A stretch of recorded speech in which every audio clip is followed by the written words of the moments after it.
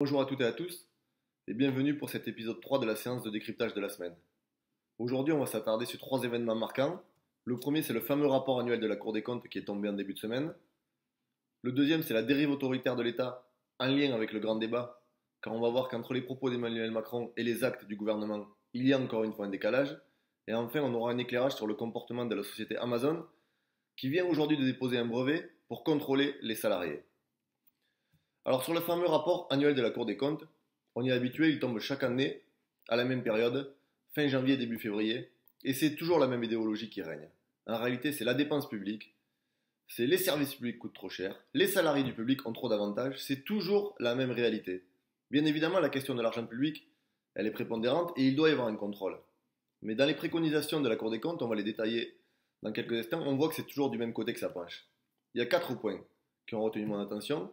D'abord la SNCF. Bien évidemment, comme chaque année elle est épinglée, cette année la Cour des comptes s'attaque aux trains de nuit et aux trains intercités. Elle demande ni plus ni moins au gouvernement de les transférer aux régions sans dotation financière et d'abandonner toutes les subventions, voire d'arrêter définitivement ces trains. Donc elle demande la mise à mort de trains qu'on qualifie aujourd'hui d'équilibre du territoire. Si ces trains ils portent ce nom-là, c'est pas pour rien. C'est qu'ils sont structurants pour des pans entiers du territoire français. Ils relient des universités, des agglomérations, des ports entre eux. Ils permettent à des gens de vivre et travailler au pays et ils sont extrêmement utiles dans la question d'aménagement du territoire. Et nous l'avons déjà dit, mais ils doivent rester dans le giron public et la Cour des comptes aujourd'hui demande à l'État de les privatiser ou de les supprimer. Dans ce même rapport, la Cour des comptes cible l'entreprise EDF et notamment ses salariés en disant deux choses. La première, c'est que les cadres sont trop payés et la deuxième, c'est qu'il y a trop d'avantages. Parce qu'on sait que les salariés d'EDF, ils bénéficient, et c'est tout à fait normal, ça devrait être le cas d'ailleurs dans chaque entreprise, ils bénéficient d'un tarif avantageux sur le prix de l'électricité et ne payent pas l'abonnement. Et là, la Cour des comptes dit ça coûte trop d'argent, c'est inutile ces dépenses, il faut resserrer le vis. Mais la Cour des comptes, elle est bien silencieuse sur un autre élément de l'électricité qu'on a évoqué la semaine dernière, où l'ouverture à la concurrence fait monter les prix. Là-dessus, silence radio, pas un mot. Donc on voit encore une fois, ce que j'ai dit au début, c'est que l'idéologie, elle regarde que d'un côté. Ensuite, il y a Radio France. Là, c'est assez extraordinaire, parce qu'on demande au gouvernement, on lui dit en tout cas, que les salariés de Radio France, ils travaillent trop peu. Donc il faut augmenter le temps de travail et décloisonner les missions. Donc dans la bouche des libéraux, décloisonner, c'est-à-dire on va sur la polyvalence et la polycompétence, c'est-à-dire perte de qualification de métier pour avoir des salariés qui sont amenés à faire plusieurs choses, donc avec une réduction de la masse salariale. On connaît ça aussi à la SNCF par exemple ou dans le service public hospitalier. Et justement, la dernière revendication, la dernière préconisation plutôt de la Cour des comptes, elle est quand même assez hallucinante dans un contexte d'austérité budgétaire qui asphyxie le service public hospitalier où il n'y a pas une semaine où on n'a pas un praticien, une infirmière, un médecin qui se suicide. La Cour des comptes, elle demande ni plus ni moins que de fermer des services d'urgence au moment où ils sont en sous-activité dans ce qu'elle dit la tranche de nuit, c'est-à-dire environ minuit, 8 heures du matin. Donc aujourd'hui, on est en pénurie de services publics hospitaliers. Ceux qui restent ouverts sont surchargés et la Cour des comptes, elle va nous demander d'en fermer. Ce qui est totalement incompréhensible, qui va à l'encontre justement des besoins d'avoir un service public dimensionné à l'échelle territoriale et notamment dans la proximité, dans des bassins de vie où aujourd'hui les gens sont isolés et sont trop loin des lieux de soins et ça met en danger d'ailleurs la santé de ces personnes-là. On le voit bien, ce rapport il parle d'argent public, mais il parle d'argent public que du côté service public, avantage des salariés, soi-disant qui coûtent trop cher. Il y a tout un pan de l'argent public qui est aujourd'hui dilapidé, sans contrôle et qui n'est pas évoqué par la Cour des comptes. Parce qu'on peut parler du crédit impôt recherche, on peut parler du crédit impôt compétitivité emploi, on peut parler des aides aux entreprises. Tout ça, c'est de l'argent public qui est donné sans aucune contrepartie, sans garantie d'effet sur l'emploi, sans garantie de hausse des salaires. Est-ce qu'on peut accepter que Ford, qui a touché entre 2012 et 2018 40 millions d'euros d'argent public, laisse 1000 salariés sur le carreau? Est-ce qu'on peut accepter qu'à Alone, où les salariés sont mobilisés depuis une semaine, qu'une entreprise qui s'appelle TPE Connectivité, qui a touché 700 000 euros d'aide publique pour accompagner l'emploi et le développement, laisse 140 salariés sur le carreau alors qu'elle va délocaliser son activité dans d'autres pays? Et on sait que les carnets de commandes sont bons et que la situation financière de l'entreprise est saine. Donc il faut aussi contrôler cet argent public Et la proposition, elle est simple, c'est d'abord, il faut la transparence sur les aides, puisqu'aujourd'hui, quand on demande au préfet, on ne sait pas qui touche le CICE, par exemple, ils refusent de répondre, ils ne sont pas obligés. Donc il faut une transparence, il faut un calcul d'efficacité de ces aides, quel effet sur l'emploi, et le cas échéant, le remboursement. Il faut aujourd'hui, par exemple, que l'entreprise américaine qui va délocaliser à Alon rembourse les 700 000 euros qui lui ont été donnés. Ça, c'est vraiment quelque chose qui peut être mis sur la table et qui permettrait d'avoir une utilisation cohérente de l'argent public. Mais si on veut arriver au bout de ce processus, il faut créer des droits pour les salariés et notamment, il y a une proposition qui est sur la table, c'est le droit d'expertise. C'est-à-dire que dans chaque entreprise, les salariés doivent avoir accès au compte de l'entreprise et doivent savoir combien d'argent public a été versé et savoir si cet argent public a été bénéfique aux salariés de l'entreprise et non pas s'il a servi à recréer des marges pour les entreprises, puisqu'on s'est aperçu que ça a été le premier effet du CICE, c'est-à-dire trésorerie et marge, et non pas hausse des emplois ni hausse des salaires. Parce que quand on parle dépenses publiques, effectivement, avoir une dépense publique, c'est un choix de société. Nous, en France, on fait le choix d'avoir des services publics qui sont financés par de l'argent public pour permettre aux citoyens de se soigner, de se déplacer, d'avoir accès à la culture. Est-ce qu'on veut se diriger vers l'exemple américain, où chaque année, on a 2 millions de personnes qui sont en banqueroute en raison des dépenses médicales? Non, on ne veut pas de ce modèle. Nous, on veut un modèle de service public qui soit financé par la collectivité, par l'argent public, et qui permette à chacun d'y accéder, quelles que soient ses ressources. C'est ça notre modèle de société. Et l'autre argument qui est avancé par la Cour des comptes, et qu'on nous ressent en réalité à chaque fois, c'est la question de la dette publique. Mais si on prend l'ensemble du patrimoine de tous les Français, on est à 12 000 milliards d'euros. C'est-à-dire 6 fois plus que la dette. Donc on donne les chiffres qu'on veut, et on oriente le regard vers ce qu'on veut. Donc ce rapport de la Cour des comptes, il est totalement scandaleux. Il est habituel en réalité à la ligne générale du président de la Cour des comptes et de celles et ceux qui siègent. Mais il a juste une vocation, montrer du doigt les services publics, montrer du doigt les salariés du public, et ne pas regarder du côté des entreprises où on dilapide un argent public fou, sans contrôle. Donc tout ça, il va falloir concrètement regarder, et je crois que dans le grand débat, il peut y avoir une proposition concrète qui est de dire on contrôle l'argent public qui est donné aux entreprises, ce n'est pas un blanc-seing, elles doivent créer de l'emploi, elles doivent augmenter les salaires, et si ce n'est pas le cas, eh bien elles rembourseront l'argent public. On ne donne pas de l'argent public pour que les patrons s'augmentent ou augmentent leurs marges. Le deuxième fait marquant de la semaine, c'est la dérive sécuritaire et autoritaire de l'État. Puisqu'en moins de 3 ou 4 jours, on a eu quand même les perquisitions à Mediapart, les nouvelles perquisitions chez des membres de la France Insoumise, notamment chez Manuel Bompard, le directeur des campagnes, où on a eu cette phrase assez extraordinaire de l'officier de police. Quand Manuel Bompard lui dit « Mais ça fait 15 jours que je ne suis pas à Toulouse, comment vous savez que je suis aujourd'hui chez moi ?» La réponse du policier, c'est « On vous a mis une puce ». Vrai ou pas vrai? C'est d'abord un sentiment d'impunité des forces de l'ordre qui se permettent de tenir de tels propos. Et si c'est la réalité, c'est extrêmement grave. Et aujourd'hui, on apprend qu'une centaine de gilets jaunes ont été mis sur écoute à la demande du gouvernement. Et tout ça sur fond du vote d'une loi anti-casseurs qui est intentatoire aux libertés individuelles, qui remet en cause le droit de manifester, qui va donner au préfet l'autorisation de ficher des gens sur des présomptions.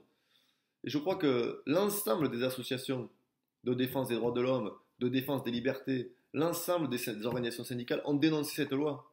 Et si j'ai parlé du parallèle avec Emmanuel Macron et le grand débat, c'est qu'on voit que dans le grand débat, la ligne qui est portée par le gouvernement et par la majorité présidentielle, c'est de dire on est à votre écoute, dites ce que vous avez à dire, et on retiendra ce qui est exprimé de façon majoritaire et on le prendra en compte dans les politiques de demain. Là, on avait une occasion en or.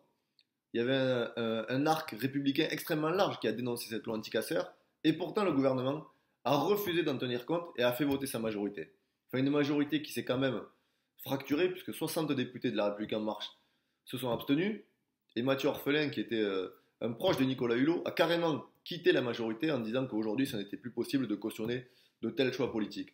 Donc on voit que mis bout à bout, le pouvoir il est encore une fois en train de s'effriter, mais pour autant la réponse qui est apportée, elle est sécuritaire, et demain, si on a un gouvernement d'extrême droite au pouvoir, avec de telles lois entre les mains, ça peut être très dangereux.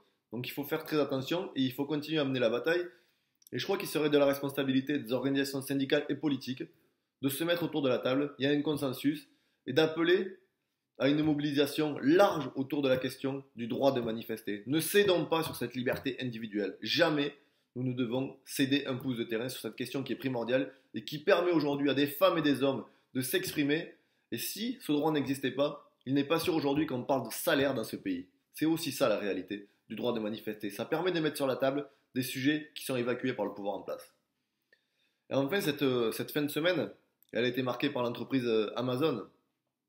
On en parle beaucoup de cette entreprise. Déjà au début de l'année, les deux rapports d'Attaque et Oxfam, qui parlaient de la richesse dans le monde, avaient montré que le numéro 1, le champion des champions, c'était le PDG d'Amazon, Jeff Bezos, qui était l'homme le plus riche du monde.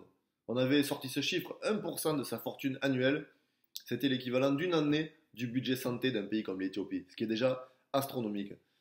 Et on a vu aujourd'hui, il est sorti une information dans les médias, qu'Amazon a déposé un brevet pour un bracelet susceptible d'être posé sur ses salariés dans les entrepôts. Ce bracelet calculerait la position des mains, donc il vibrerait quand les mains ne seraient pas en bonne position, il calculerait le temps des pauses. Donc on n'est ni plus ni moins sur vraiment le contrôle et la traite de l'être humain, et c'est en quelque sorte le retour de l'esclavage moderne. Parce qu'on va calculer au millimètre près ce que fait le salarié pour gagner un gain de productivité au détriment de sa santé. Puisqu'on connaît tous les conditions de travail des salariés des centres d'Amazon, c'est dénoncé depuis de nombreuses années, c'est des conditions dangereuses, il y a des décès, des accidents de travail, et Amazon n'est pas à son coup d'essai, je dirais, aux entorses à la loi et aux, j'ai envie de dire, aux procédures inhumaines pour gagner de l'argent. Elle a été épinglée cette année, en 2018 avec un algorithme qui excluait les femmes des procédures de recrutement.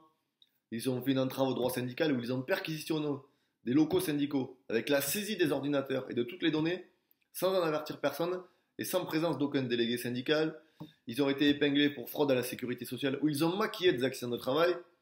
Et en plus de ça, Amazon, c'est le champion de l'évasion fiscale, puisqu'en 2017, sur 25 milliards, il faut bien le mesurer ce chiffre, 25 milliards de chiffre d'affaires dans le monde, certes, mais Amazon a payé 8 millions d'euros d'impôts en France. Donc ça interroge. Je crois que voilà un peu la vision sociale de l'entreprise. Et on a eu un exemple flagrant sur les 2 ou 3 derniers jours, où on a appris que des salariés d'Amazon avaient été licenciés pour avoir apporté leur soutien aux Gilets jaunes. Non pas qu'ils se soient mis en grève, qu'ils aient bloqué les entrepôts, simplement du fait d'avoir écrit sur leur page Facebook qu'ils soutenaient des gens en lutte. Donc c'est un délit d'opinion que sanctionne Amazon et ils les ont licenciés pour faute grave. Ce qui est totalement inacceptable et qui, je crois, n'a pas sa place chez Amazon en France ou ailleurs. C'est à combattre toutes ces choses-là. Et moi, je crois que j'ai une proposition toute simple. Si on parle de bracelet, il y a le BIASM. C'est le bracelet d'imposition à la source des multinationales, dont on pourrait équiper Amazon et Jeff Bezos pour savoir où ils réalisent ses revenus et pour qu'ils payent ses impôts en France. Ce serait une première étape. Et ce bracelet-là, ce ne serait pas de l'esclavage moderne, ce serait simplement rendre service à l'intérêt général. Produire des richesses dans un pays, c'est aussi payer des impôts et participer à l'effort national, notamment en finançant les services publics. Parce que Amazon est bien content qu'elle s'installe dans un territoire français qu'il y a à côté des hôpitaux pour soigner ses salariés, qu'il y ait des écoles pour que les enfants des salariés puissent y aller, qu'il y ait des transports en commun pour que les salariés puissent se rendre sur le site. Donc je crois qu'il faut aujourd'hui s'attaquer de façon frontale à cette question d'évasion fiscale. Et enfin, le coup de cœur de la semaine, c'est pour les sénatrices et les sénateurs communistes qui mènent un combat formidable au Sénat avec la discussion et le vote sur la loi Pacte, avec le volet privatisation des aéroports de Paris. Fabien Gay a appelé ça un coup de tonnerre, mais c'est exactement ça. Cette semaine, les sénatrices et les sénateurs, de gauche et de droite, ont voté à une très large majorité contre la privatisation des aéroports de Paris. Et le gouvernement doit entendre ce message. Est-ce qu'il va continuer contre la volonté des citoyens qui est opposée à ces privatisations et contre la volonté du Sénat qui a dit non à ces privatisations? Parce qu'il y a une question qui se pose quand même derrière. On sait que Vinci est candidat au rachat des aéroports de Paris. Mais il pourrait financer ce rachat avec une indemnisation concernant l'annulation de l'aéroport de Notre-Dame-des-Landes. Donc est-ce que l'argent public que va donner l'État à Vinci pour l'indemniser va permettre à ce groupe-là d'acquérir les aéroports de Paris? Je crois qu'il faut faire attention et surtout ne pas recommettre la même erreur qui a été commise il y a quelques années avec les autoroutes françaises qui ont été privatisées. On voit aujourd'hui le résultat, une hausse des prix, des dividendes énormes pour les actionnaires, des routes peu ou pas entretenues, et on n'arrive pas aujourd'hui à les renationaliser. Enfin, on n'y arrive pas. C'est une question de volonté politique, et ça revient de plus en plus sur la table. Et puis la privatisation des aéroports, nous dans le Sud on connaît. On a eu Toulouse, vendu aux Chinois, un actionnaire qui disparaît, maintenant une mise en vente. Je crois que c'est le symbole que ça ne marche pas. Les grandes infrastructures, qu'elles soient industrielles ou de transport, elles doivent rester dans un service public qui répond à des enjeux stratégiques d'aménagement du territoire, de transport, de développement industriel, tout ça, ça ne doit pas être bradé. C'est notre patrimoine national et ça doit rester dans le giron public.